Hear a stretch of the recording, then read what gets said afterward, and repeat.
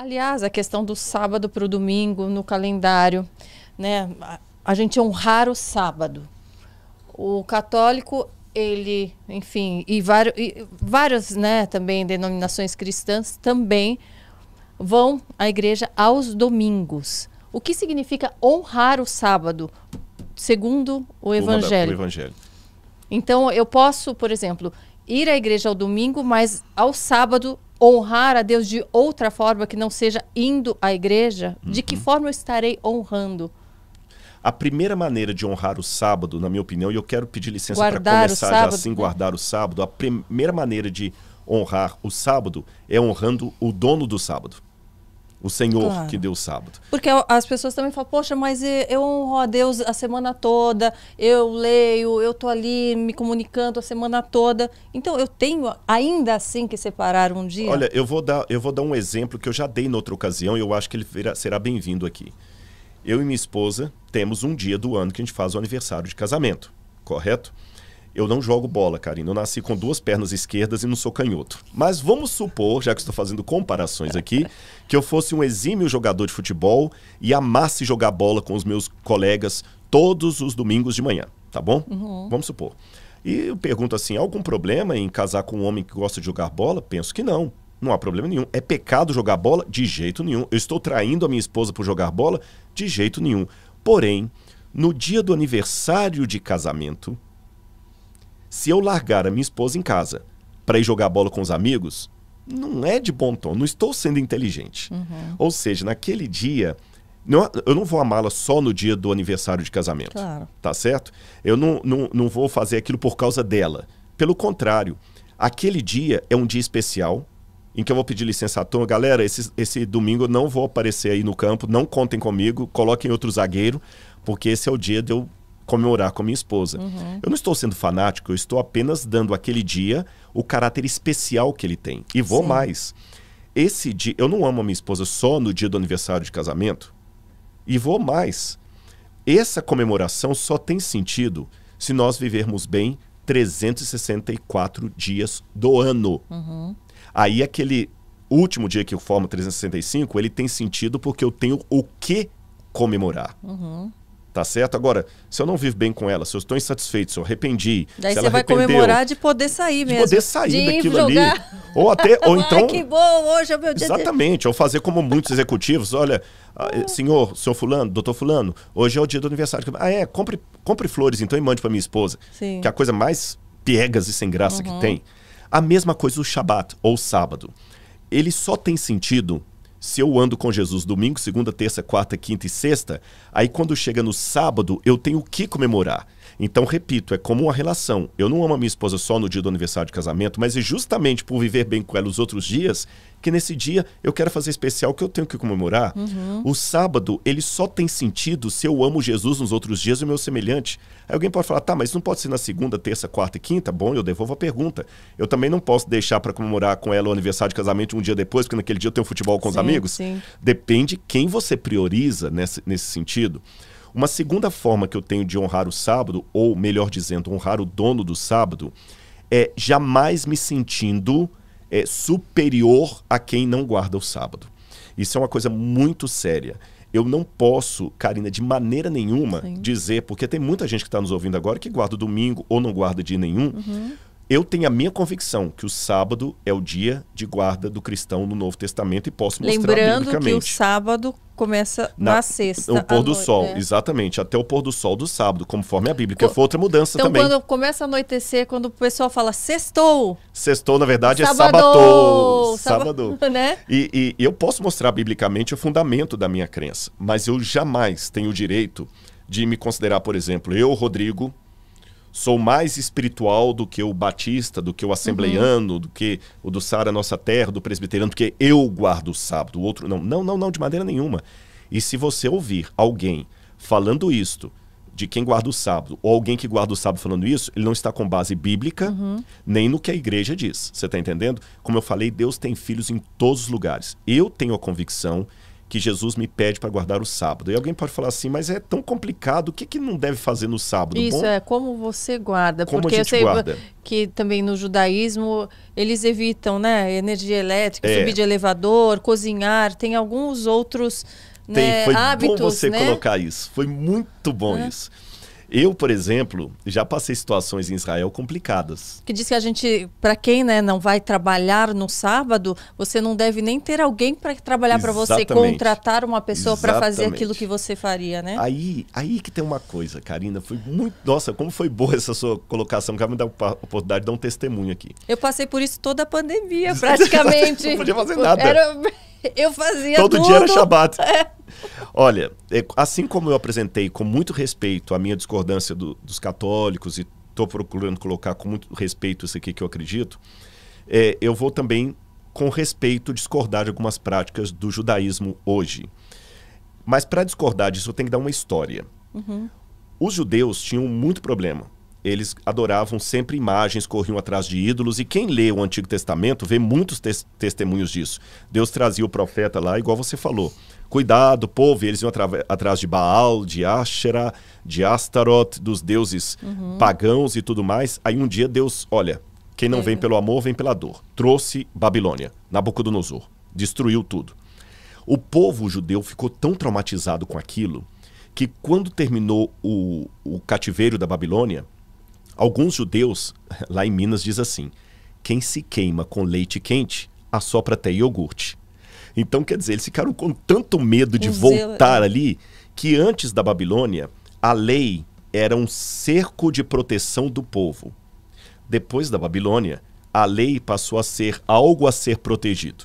Viu a diferença? Então, essas paredes hoje estão me protegendo do que está lá fora. Mas pode chegar um dia que eu quero proteger as paredes. Então, por exemplo, não podemos mais transgredir a lei de Deus. Não podemos. Lembra? Assopra até iogurte.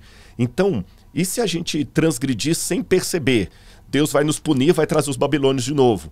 Então não vamos transgredir. Então aí começaram a dar um monte de leis lá. Aí a gente tem a sistematização disso a partir da Mishnah, do final do 1º século, mas ela provavelmente diz respeito a coisas que estavam em voga na época de Jesus. Havia uma série de leis do que não podia se fazer no Shabat. Por exemplo, você não podia subir numa árvore no Shabat. Porque se você subisse numa árvore e quebrasse um galho, você estaria podando, ou arrancasse uma folha, você estaria podando a árvore no Shabat, que não deve. Se você estivesse chupando uma fruta que tivesse caroço, uma tâmara, por exemplo, você não podia cuspir a semente no chão, porque se ela caísse no chão e germinasse no sábado, eu digo, você estaria plantando de sábado. Mulheres não podiam olhar no espelho no sábado, porque ela podia ver um cabelo branco, ter a tentação de arrancar, ele estaria fazendo o cabelo no Shabat. Então eles começaram a colocar um monte de regras e mais regras, regras sobre regras. Então no Shabat... Criadas por ele. Por homens. Mulher não pode olhar no espelho, não pode subir em árvore, não pode fazer nada, não pode fazer isso, não pode fazer aquilo, não pode fazer aquilo. Tem até uma piadinha que o pessoal conta, que uma família de guardadores do sábado queria mostrar para as crianças que o sábado é o dia feliz. Aí eu falei, papai, hoje é o dia feliz. Hoje é o dia feliz. Papai, depois de a gente voltar da igreja, o senhor andaria de bicicleta comigo? Não, hoje não pode andar de bicicleta. Por quê? Porque hoje é o dia feliz. Tá bom. Papai, o senhor pode brincar comigo? Não, hoje não pode brincar, porque hoje é o dia feliz. Quando dava 11 horas, me perguntava assim, papai, falta muito para acabar o dia feliz? Quer dizer, o sábado virou Não estava tão feliz. Não estava tão feliz. E quando Jesus vem, o judaísmo estava impregnado dessas coisas que estão até hoje. Sim. E Jesus mostrou com muito amor para eles duas coisas. Em primeiro lugar, vocês, por causa da tradição de vocês, estão transgredindo o mandamento de Deus. Porque o sábado foi feito por causa do homem, e não o homem por causa do sábado. Aí lá numa sinagoga tinha uma mulher doente. Jesus falou, eu posso curar essa mulher ou não, porque hoje é sábado. O que vocês acham? Todo mundo ficou calado. Ele curou a mulher, foi aquele escândalo. Ele tem todo dia para curar, ele vai curar justo no Shabat. Aí Jesus falou assim, como é que vocês são hipócritas, né?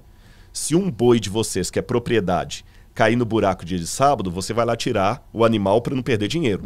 Mas eu não posso no sábado tirar essa filha de Abraão do buraco só porque é sábado? Vocês esquecem. Eu não quero misericórdia, quero e não sacrifícios. Então Jesus mostrou que O sábado não pode ser um fardo. Por exemplo, em Israel é curioso, hoje você não pode apertar o botão do elevador no Shabat. Mas, Por quê? Porque para ele é trabalho. Mas o elevador, nem o elevador pode trabalhar? Ele sobe, mas você não apertou o botão. Ah. Você entra numa casa, a luz acende automático pelo sensor de presença, porque você não pode apertar. Mas, se eu sou um empresário judeu... Mas você pode apertar, porque... Ele vai parando em tudo enquanto andar. Pra você não, você entendeu? Pra você não apertar. Mas, curioso... Mas qual a diferença de você ter o ato de apertar e de você caminhar? Então você não poderia nem andar, Para eles, você só pode andar no máximo uma milha de sábado. Você chegou a assistir aquele seriado Nada Ortodoxa? Não. Assista. Ali dá para entender alguma coisa. Eu posso dar um spoiler pro pessoal aqui? Sim. Esse seriado é interessante que mostra uma família... Onde tá? Ortodoxa? Netflix. Ele tá no Netflix. Nada Ortodoxa. Anota aí, cara. Anota aí, muito interessante. Mas eu vou explicar uma coisinha que não vai estragar, não é o spoiler que vai estragar, mas pra você entender. Tem um momento ali que tem um monte de mães desesperadas, e como elas falam Yiddish, é muito difícil entender algumas coisas, desesperadas com o carrinho de bebê ali na porta, no saguão do prédio onde elas moravam. E ninguém entende por que elas não saem.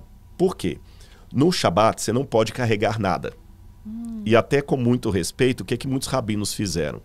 Eles criaram regras para transgredir a regra.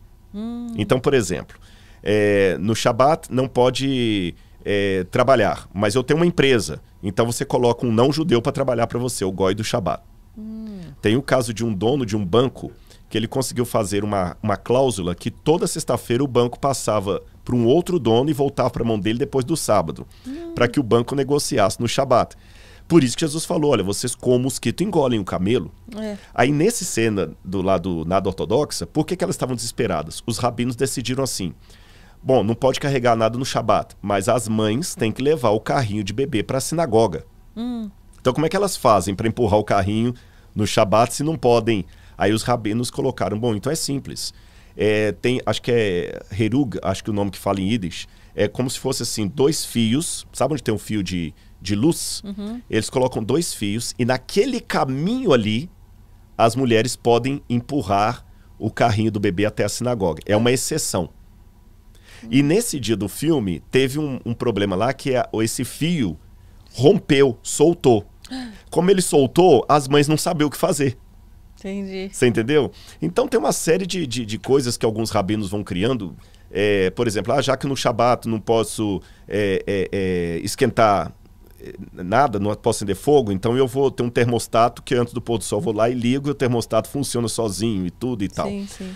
Eu respeito, mas olhando o Shabat pela ótica de Jesus, Jesus criou a coisa mais leve. O que é o Shabat para mim? É aquele dia em que eu dedico mais à família, ao próximo, a Deus. É lógico que eu tenho que dedicar isso todos os dias, mas imagine alguém que trabalha numa situação caótica todos os dias. Principalmente hoje, que muitos pais não têm tempo para os filhos. No Shabat, desculpa, olha, hoje eu não vou atender esse telefone, não vou ao escritório, hoje é o dia para Deus e para a família. Vou cultuar a Deus, eu vou ensinar para o meu filho que aqui nós estamos comemorando o fato que a Terra tem um Criador e que esse Criador um dia morreu na cruz do Calvário e no Shabat ele descansou no pó da terra para ressuscitar no domingo. E levar os filhos para o campo e tudo mais. Agora, é claro que no sábado nós não vivemos uma sociedade perfeita. Há certos serviços que não tem como deixar de ser feitos. Por exemplo, um médico. Como é que um médico pode guardar o sábado? É simples. Se ele é uma cirurgia, é uma situação de emergência, como a mulher que Jesus curou, ele vai atender no sábado. Agora, se ele é um médico, um cirurgião plástico, não é nada de vida ou morte, ele pode marcar essa cirurgia para outro dia. Aí alguém pode falar, tá, Rodrigo, mas um médico é fácil, uma empregada doméstica, precisa tudo mais e tudo. Eu digo para você apenas uma coisa. No mundo deve haver pelo menos, se eu contar os judeus, deve haver no mundo mais ou menos uns 30 a 40 milhões de seguidores, de guardadores do Shabat, entre cristãos e judeus. 40 milhões mais ou menos. E dentre esses 40 milhões, você tem empregada doméstica, você tem office boy, você tem motoboy, tem motorista de Uber, você tem empresário, você tem intelectual, tem professores, e todo mundo deu um jeito, fez a sua faculdade. E Deus nos dá provas. E eu já vi muitas situações em que Deus abre portas para a gente. Eu vou contar só um exemplo. Eu tenho um amigo que ele tinha um professor ateu, que debochava das coisas e na sexta-feira ele já pedia, no Brasil pelo menos nós temos uma liberação do governo para isso, que você tem o direito de não ir às provas no sábado e tudo mais. O governo federal permitiu isso para adventistas, judeus, cristãos guardadores do sábado. Você faz a prova num outro horário. Até a prova do Enem saiu do sábado para respeitar essas minorias religiosas. Mas tinha um professor que falou assim, a minha prova vai ser na sexta-feira à noite. Para provocar esse meu colega. Ele falou, professor, sexta-feira à noite eu não posso vir. Se vira. Eu quero ver o seu Deus. Às vezes fala assim, pede o seu pastor para te liberar. Não é questão do pastor, a pessoa tem uma convicção você ter a pessoal. É. Aí esse professor falou, eu vou dar a prova e peça ao seu Deus para dar uma nota para você. Quero ver. Mas ele falou de propósito, para ver se o menino iria ou não. Ele não foi. E ele precisava daquela prova para passar o de ano.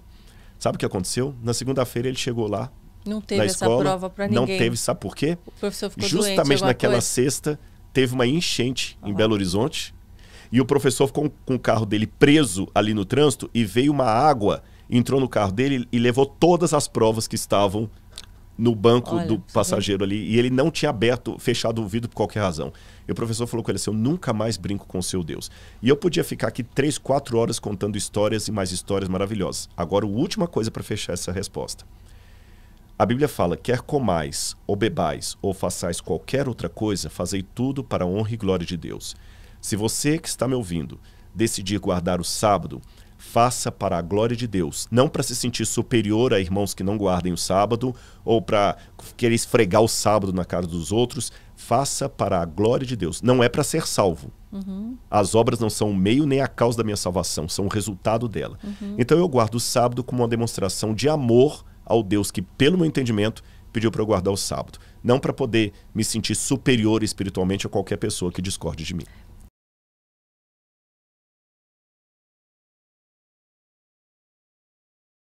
Incrível esse trechinho, não é? Então imagine o bate-papo completo. Clique aqui no link para conferir e eu espero todos vocês.